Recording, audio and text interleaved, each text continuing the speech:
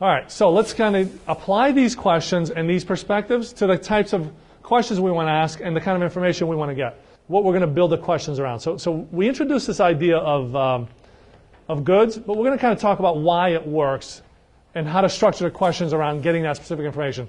This all goes back to the idea we're going to be building planners, pre-call planners. And pre-call planners are the ice break we started out with, right? With the last K being the kickoff of the goods discussion, which is the questions are going to be focused around the goods. What's important? Because once you get what's important, your follow-up questions will get you why it's important and who it's important to. If you get that far, you got the rest covered. So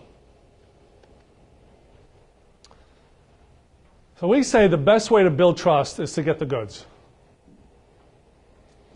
Best way to build trust is get the goods. Because if they know that you know what they know, they're going to trust you more. If they trust you more, they're going to give you more often than not the business.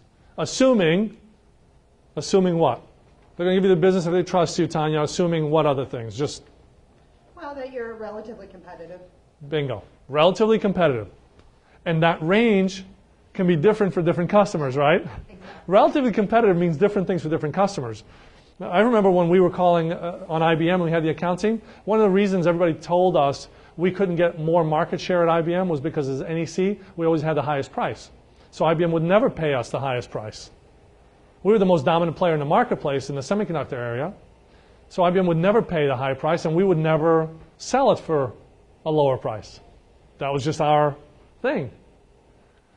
And so when we went in and started to uncover more information and gather more insight and started to understand how things worked and how it impacted operations and how executives thought and how the buyers thought, when we were dealing with the buyers, everybody thought it was all about price. But it wasn't until we expanded to the divisions, the executives, the operations people, various departments. It wasn't until we understood and had insight in that we realized we were being snowed by the buyers. And it wasn't until we had all that information that when we went to negotiate our quarterly deals for sometimes, $30, $40, $50 million at a time, it wasn't until that point when we had all this other information that we realized how we were eroding our margins because we didn't have the information to hold our ground. Ultimately, in that story where we took the business at IBM from about 30 to about 500 million, we also increased our price and our margins by about 10 to 12%. Not only we increased the revenues, but we increased our margins because we found out that IBM valued the things we did so highly that paying the higher margins actually was a better value for them because of all the other things we can do that saved them a lot of money in a lot of other areas that the buyers weren't aware of.